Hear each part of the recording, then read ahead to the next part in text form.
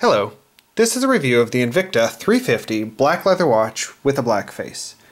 Now I think this is a nice watch that has a nice feel, it's comfortable, and only has a few quirks that we'll talk about. So it comes very nicely presented, as you can see in the box here. This is a cool looking box that's textured on the top like a shell. It's faux leather wrapped, it has an interesting feel, that's not just your cardboard box. And it comes stitched all the way around. It just adds some visual style, and then it opens like a clamshell compared to some typical off-the-shelf watches that would be in a plastic case. So it's very nicely presented, opened inside with the felt lined material. The manual's tucked away and wrapped around a little pillow. So now let's actually take a look at the watch itself. So let's go ahead and pull the watch out, set the pillow aside, and focus on the real watch here. So I think it's a nice looking watch. As we can see here, it's a watch with a black face. The materials seem nice.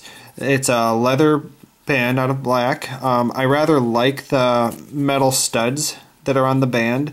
I think it adds a casual look to it, adds some interesting visual flair to it without being overly dressy or overly shiny.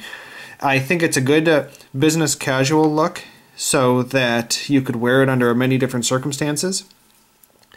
The numbers I like that are rather easy to read. So let's take a look at the face here in some more detail, and then we'll get back to the band. The face has nice big numbers that are very starkly contrasted against the black backdrop. And so it's really easy to read at a glance from that perspective, just the numbers themselves. And also, let's look at a few other things here. So the small hand and large hand look identical in my mind here. So now technically, if I get it at an angle, you see how the minute hand is technically longer. If you can just about see it there, there's a black extension of it compared to the minute hand or the hour hand over here that is a little bit fatter but not as long. But because they're outlined in black against a black backdrop, you'll find that you actually can't see the difference between the two that easily. So it's something you'll probably get accustomed to, but it is one of the imperfections of the watch that the hour and minute hand seem to be the same at a glance.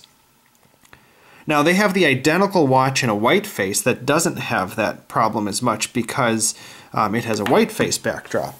So let's go look at a comparison. Now you can see the minute hand looks longer. It's the same hands on either watch, except that you can make it out on the backdrop. But this watch still, because of the way the white was on the hands themselves, had a similar problem, just not as much. So that was one of the drawbacks, but now on this watch, unlike the white watch, when we had the white hand that's running around that you probably can't even see, that's passing between the 8 and the 9 right now, on the black watch is very noticeable. So right now, it is between the 12 and the 1.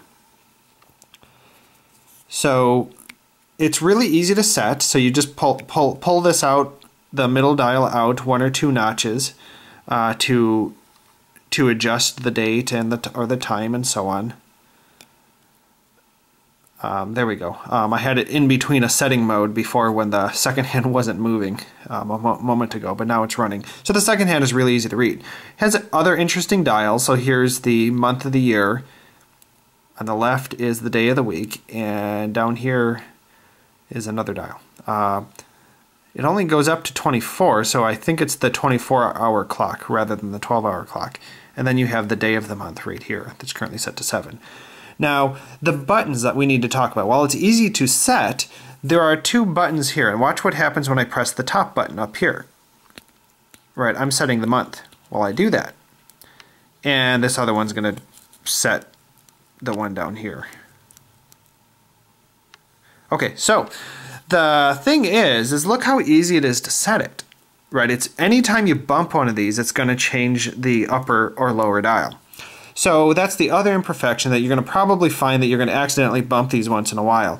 Now honestly, when you put it on your wrist with these facing inwards towards your shirt sleeve, you're probably not going to bump it all the time. I mean, maybe you don't take it off and set it on the table like that. I mean, be a little more gentle, set it on its side, set it like this, and you're probably not going to be bumping it all the time. But you know, if you grab it quickly, like I just picked it up and accidentally pressed the button because I was being careless.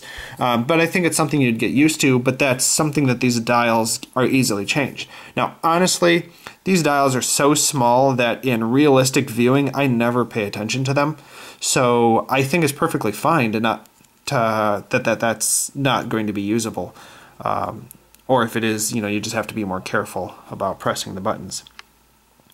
So enough about the face. I think the face is nice, right? So let's talk a little bit more about the bands. Now, I rather like the bands. They're a leather material, so they're a little bit softer on the back. They're going to be a lot more like the leather bands you're going to find on other off-the-shelf watches.